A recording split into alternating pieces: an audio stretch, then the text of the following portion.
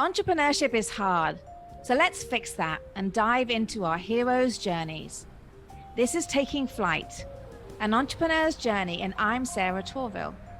Join me as we delve deep into the passions, expertise, and experiences of those already in flight. This show is sponsored by EO Atlanta.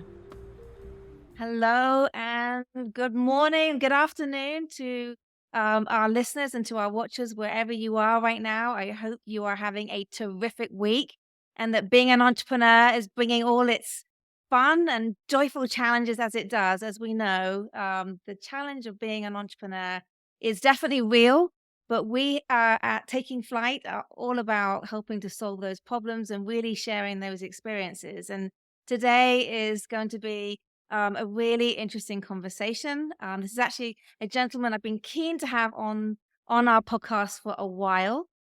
He sits on the board of the Entrepreneurs Organization and serves as a mentor through several nonprofit organizations. He's also a Forbes contributor on franchising, a best-selling author of non-food franchising, and an amazing statistic, top 1% consultant for franchising. He is the CEO and consultant at FranBridge Consulting, Jon Ostenson. Welcome. Sarah, thanks for having me on. Excited to jump in here. Yes, I'm really going to enjoy learning from you today, Jon, and really learning more about your journey. So let's get going. I mean, as many of our listeners and viewers know, I like to really dig in first and kind of glean some insight as to like what your journey has looked like. And so maybe, Jon, you can share with us, what did you get right when you took your first flight into your entrepreneurial journey? We'll focus on maybe my second flight. My first flight, I didn't get as much right. So, we'll definitely dig in there. But no, in my current flight, it's been an amazing trajectory the past 5 years. And one thing that I did right was I niched down. I carved out half the market. When I say the F word franchise, most people think of fast food. Right. Yet there's so many other industries that exist out there that oftentimes aren't top of mind. So I wasn't afraid to be contrarian and kind of go against the grain and carve out half the market. It's probably the smartest move I made Okay. for a number of reasons. Mm-hmm. So let's talk about that a little bit, because you're right. I mean, we get nervous, don't we, when people say you need to be niche, you need to define your market and go after it. But sometimes we feel like we're cornering ourselves and maybe kind of missing opportunity. So, but you delved on that a little bit there. But I mean, has that worked for you? That not being seen as a generalist, but being seen as a specialist has been good. Exactly. You said it well there. It's really specializing. And, if you're interested in this case in an opportunity in other industries, you want someone that spends more of their time in those industries than they do just trying to be a generalist and trying to please everybody. So, I think also whenever you're contrarian, you get noticed out there. I have so many clients that reach out and say, hey, we reached out to you because your focus is non-food franchising. And so, I've kind of created a catch term too that, for better or for worse, a lot of people are using out there in the industry now. But someone had to be the first mover. And so I think having the courage to do that has definitely paid off. Yeah. No, you're right. I love the fact that you're right. People want to talk to a specialist. And sorry, you said it exactly that though. When you do think franchise, you can't help but think Subway and McDonald's, but there's so many other. It must be very exciting doing what you're doing, kind of digging into all these kind of little pockets of vertical expertise. Yeah, no, I represent over 600 different franchise brands across a number of different industries, everything from home and property services, think insulation, dumpsters, gutters, kind of that non-sexy type cash flowing businesses, to health and wellness. And, whether that be men's testosterone or fitness, we do a little bit in automotive, but then, I'd say industries like kids, pets, seniors, things that regardless of the economy, people are going to spend money on, these different areas that they care about. And so it's so much fun for me. Probably 90% of my clients will end up purchasing something that was never on their radar. So love kind of leading them through the journey. Yeah, that's excellent. So going back to that, like, what did you get right in your specialization? But what made you decide to do that? Did you get advice from someone? Like, how did that happen? Just intuition. My humble belief is there are easier ways to make money than food. That require less capital, less employees in some cases, maybe fewer operating hours, and they also carry higher margins Mhm. due to not having waste like you do in the food industry. And I will say, we need the food guys. If Yeah, anyone's listening that's in the food industry, God bless you. We yeah, support you and will continue to. yeah. For me personally, my background was in industries outside of food. And Mhm. what I found is probably 95% of my clients come to me with an interest outside of food. So Right. again, just I believe there are easier ways to make money. I just saw an opportunity to position myself and my practice in, kind of half the market rather than the whole market. Yeah. And I bet that was a relief during COVID because I know some people who are in the food industry franchising during COVID, and that was a very, very difficult time for food and the supply chain. Yeah. No, Yeah. and depending on the state you're in, there's some fitness that struggled too, and you really saw Right. some weeding out of the stronger franchise systems, and that's where we come into play. We try, just like any industry, there are going to be strong players and some that Mhm. aren't as strong. We help our clients match up with the strong ones. Yeah, that's great. So, what about co-pilots? Has there been a constant person? I mean, you talked about there was a business beforehand, and now there's this business. Talk to me a little bit about who's been there alongside you. Yeah, certainly. Certainly my wife, Jenny, she is on the payroll a little bit to justify that, but she's always been very supportive of any crazy ideas that I've had and wanted to test along the way. But if I were to point to one other, I'd say it's Alan Young. He's a Atlanta YPO member. Okay. Um, Alan and I were at Shelf Genie together. That was where I got my start in franchising on the franchisor side when I left the corporate world. And I served as president. He served as the CEO and founder. Right. And he and I have invested in several businesses or several franchise businesses ourselves. We've started different things, and he's always been, other partners haven't always worked out, but with Alan, it has, and we understand each other. And he's been the great source not only on his franchise wealth of wisdom early on, but also just his support now. We're still partnered on a few things, and I love being able to help him out and kind of get back to him. Yeah, that's great. That's really good. I'm glad you had someone along the way who continues to be there. And the benefit, I mean, without trying to push a plug for YPO or EO, but that people who have been there and experienced it and can, that's the whole real point of the organization, isn't it? It's that mentorship that you get from different people. So, so what has there been anything particular, John, that I'm sure there has, because I don't think there ever goes a week goes by when there isn't some challenge within a small business. But what is a solution maybe you've developed recently that was a challenge? How did you get past it? What did it look like? Yeah, I'd say it's a perpetual challenge in that, first off, we have so much demand that we're seeing out there, and eh, that's. But the flip side of that is it poses a challenge in that, my capacity, how much can Yeah. I do? What we all face as entrepreneurs, right? And so every month or two, I'm tempted to build out my team in large numbers to kind of satisfy the demand. And at times my forum has encouraged me to go down that path and others, but I've, what I've realized the older I get is what I enjoy doing and what I'm good at, and maybe what I'm not as good at. I can lead large teams. I've done that most of my career. It's not what I love doing. What I love doing is working on the front lines with the client, being very strategic, evaluating new business models, helping guide them. That's what I get excited Yeah. about rather than managing large teams, which carry HR issues and everything else. Yeah. So Yeah. trying to solve for that challenge of capacity is always top of mind for me. Yeah. So a couple of things I've done tangibly there. I've built out an ecosystem. So I've got multiple funding partners for our clients. I've got multiple franchise attorneys for our clients. Right. I've got a recruiter. I've got a business coach. I've got all these partners Yeah. that present as part of FranBridge, but they're not on the payroll and I don't have to give them Yeah. performance reviews and all the beauty of not having it. And so I love it. It allows me to focus on my high payoff activities, what I enjoy doing, and still have access to a large team without having a large team. So yeah, I've Yeah. just got about one and a half other employees on my team Okay. and we do a lot. We'll be highly ranked on the Fortune 5,000 when it comes out. Yeah. I'm sorry, the Inc. 5,000 when it comes Okay. out this Hey, Fortune year. 5,000. That's Yeah, not the Fortune 5,000. like, how did you do that without I, a team? I started my career in the Fortune 5,000 working for the man, but no, now it's Inc. 5,000, and I'm really Okay. excited about where we're going to rank this year.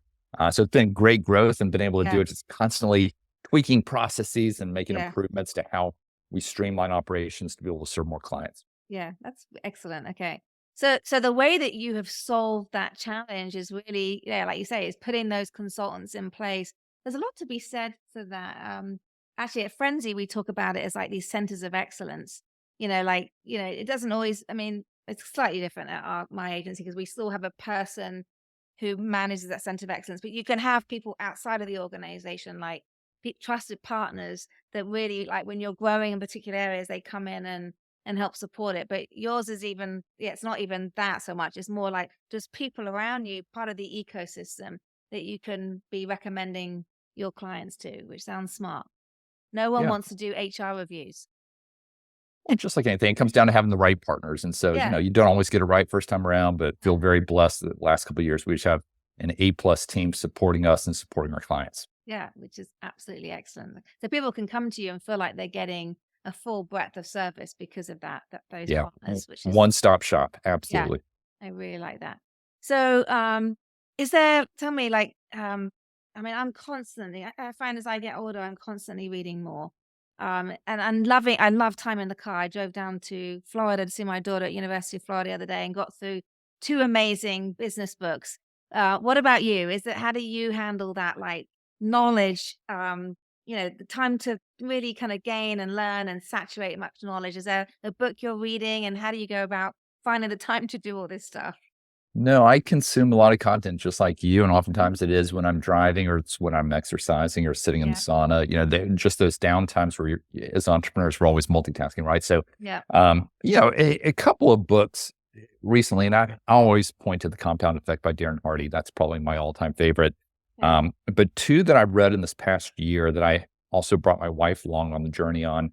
One is Buy Back Your Time by Dan Martell. Outstanding book. It's the idea, again, kind of like I've done of outsourcing different pieces of the business, pieces of your life, yeah. recognizing what your time is worth. And the other book would be Die with Zero by Bill Perkins. Mm, Not literally die with zero, but the idea of your health is only going to be at certain levels for so long. Your kids are only going to be at certain ages for so long. yeah, You work so hard. Why don't you enjoy it more along the way? And for me, that was very helpful. It just got me thinking probably more than most books of late, mhm. in a very healthy way. I love that. Thank you for sharing those. I've written them down. Those are ones I want to check out too. Um, yeah, interesting. Okay, The Compound Effect by Erin Hart. I've not heard of that one, so By Darren definitely. Hardy. Is that anything related to franchising, or is that just business in general? Business in general, it's all about the small deposits you make on a daily basis and how they add up over time. It's Okay, not rocket science, but the way he positions things are very helpful reminders. right. I like that. So what excites you about the future? Like not just business wise, but just, I mean, in general, obviously it's about, this is all this podcast is about your business, but I want to know, like, where do you see it heading, and where do you see yourself heading with it? Yeah, what gets me excited, what is most rewarding for me within the business would be seeing my clients' successes when they come back and buy additional locations or additional Yeah. companies, which we just see all the time. That gets me excited. Mm, For me personally, I'm along the journey with my clients. I own multiple franchises myself, and really excited. Everything from property services to what I would call health and wellness, kind of geared toward the senior space. A couple in the mhm, property services arena. mm, But I've got them at different stages of maturity, and just really excited about some of the things that we're seeing there and where those are going. So I love being along the journey with my clients, not just dictating, but also living it with them. yeah, yeah, that's really good. Okay. Thank you for sharing that. So, I'd love to learn more, John, about you. Like before, I know you mentioned that this was your second gig. You don't have to talk about your first gig per se, but how do you think you got to this point? Like, what were the pivotal milestones in your journey that led you to where you are now? Spent many years with Accenture and then with Carter's after grad school, had a great corporate run, but like so many had that itch to do something more entrepreneurial, didn't know Mhm. what it looked like. And so it was just about 7 or 8 years ago that I stepped away from the corporate world and had that opportunity with Shelf Genie to lead their home office. Mhm. From there, I left Shelf Genie, started a marketing agency and a call center. We made the phones ring, we answered them. Yeah. you know, look great on paper. We built up a team. It's about a 40-person business. It was my first EO qualifying company. Mhm. But around my 40th birthday, a few years ago, I saw the writing on the wall that the model that I thought was there wasn't going to be that profitable for the Right. effort that we were putting into it. So I didn't have a big, sexy exit. I chose to actually wind that business down, found homes for our employees. And at the same time, I saw the opportunity, that I have now capitalized on doing on the consulting side. So Right. I'd say in my milestones were leaving the corporate world, having that experience at Shelf Genie, which really made me fall in love with the franchise model. Yeah. And then when that spinoff didn't work out, and again, this was a business I'd started on my own Yeah. versus a franchise business, which Yeah. makes me appreciate the world of franchising all the more. Yeah. A business in a box, right? Yeah. Yeah. It must be nice when wish someone would give me one at Frenzy. Here you are, Sarah. This is how you do it. Like, it's like that would be so good. So okay, really great. So what problem do you think you solve for your clients? Like let's go beyond like surface level, which is helping them obviously to develop a business, but can you kind of share with me, like, I mean, we just kind of touched on the fact that in some respects, like there is with franchising, maybe there is a model per se. And so does that lend to a really good outcome, or like what is the when you go talk to a prospect, like what are you kind of saying to them like is your value prop? Like how are you gonna what is the big impact for them? Yeah, I'd say there are 2 different clients that we help, and they have similar but different problems. One would be, they've never been in business ownership. They're a little nervous to get started, don't have that genius idea. Mhm. They want that sense of security and the likelihood of success. I mean, the franchises succeed at a much higher level. And so I'm literally able to help them change their lives. And I love that. It's so Yeah. rewarding. On the second piece, a lot of our clients are existing business owners. And, in a lot of cases, they put in the work, they built up their business, and now they're ready for additional revenue streams to either complement or diversify from that first one. But they really don't want to start from scratch again because they remember all the headaches that went into it. They would much rather start on third base, just to be cliche, and Hmm. have all the benefits that franchising can offer them. And oftentimes, by having a strong franchisor on the sideline that can support that day to day manager, it allows them to be a little bit more hands off. Yeah. I've worked with a number of EOers. Some are way too entrepreneurial for franchises. They want to Right. put their thumbprints all over it. Right. But we have found it serve as a fit for different types of entrepreneurs out there. They're looking to expand the revenue streams. Okay. That's great. I'm just thinking about the market. Like the US, obviously, is such a um, there's so much small business here. It just feels like this is obviously the US is a great market for you. What other countries? And this is a random question. I mean, I just feel like you are so well positioned here in the States. Me being British, I can look at this market and think, I know small businesses are the back. We all know they are the backbone of our economy. Is there another country you've ever considered? Like, if I was ever going to take this franchising model, I would take it to this country because have you ever thought about that? Yeah, there are quite a few franchises that are worldwide. I mean, really, most countries have a franchise system. Some are more developed Right. than others. I mean, Australia is a really big one Mhm. that comes to mind. I personally focus in the US and Canada exclusively. Again, my whole philosophy of niching down. Yeah. But I am tempted sometimes because I see some neat businesses, Yeah. elsewhere that I want to jump into. It's just from streamlining things, which I'm Yeah. all about, the whole franchise law and kind of the rules around business ownership, they're definitely more favorable in the US than they are in some other countries. So I've just kind of stayed in my lane. But to your point, no, I mean, there are franchises in Great Britain and, throughout Yeah. the UK. And one of the ones I'm invested in Foot Solutions. I was over in Ireland back in September with my wife, and we got to spend some time with the gentleman that owns the rights to all of Ireland for Foot Right. Solutions. He has 8 locations over there. So it's neat to kind of see how they represent the brand over there versus how we do here. Yeah. Is it very different? Not very different, no. Oh, okay. Yeah, Yeah. more similarities than differences. Right. That's great. Okay. Fantastic. So I think I know the answer to this question, but I love asking this question. So if you were to do this all over again, would you?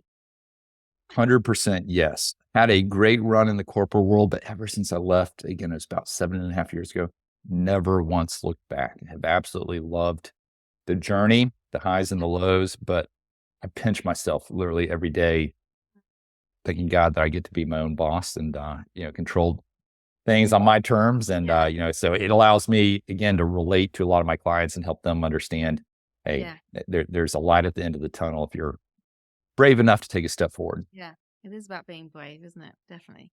Um, so John, I know you have a beautiful family. I know you like to travel. We're Facebook friends in case anyone's listening. But like, what else? What else do you do outside of work? What do you get time to do?